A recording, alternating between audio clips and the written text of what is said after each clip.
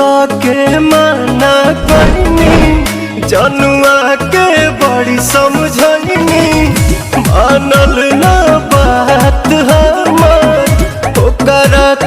रहे बेचैनी होता बवाल यही जा सोची सोची जिया घबराता अंगना में गहना पोयो छत छिटाता दुआरा जनुआ पिटाता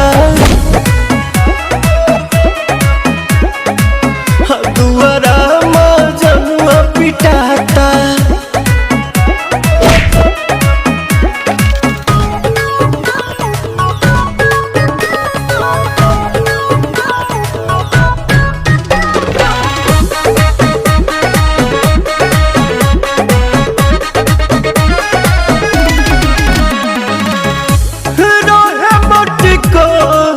तहिए जोर जोर से रोवत रहे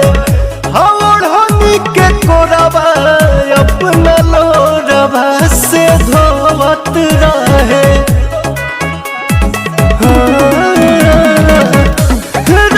मटिकोर तहिए जोर जोर से रोवत रहे हनी के कोरबा अपना लोरबा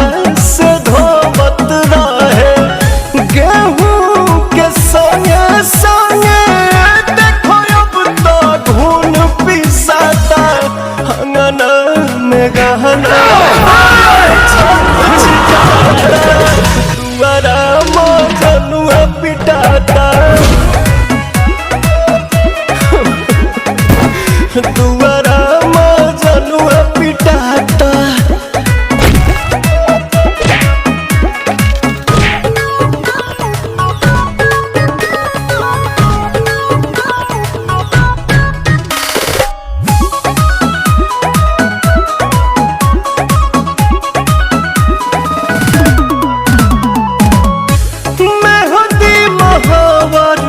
चूड़ी पेन्हल मजबूरी बाटे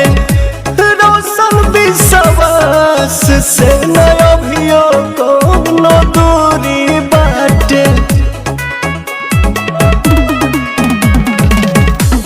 मेहंदी मोहवर चूड़ी पेन्हल मजबूरी बाटे रोशन विश्वास से नया भियो दूरी बाटे भला ही पिया मोहन के दिलवा नाम लिखता अंगना में गहना पोया छत छिटाता दुआरा जनुआ पिटाता।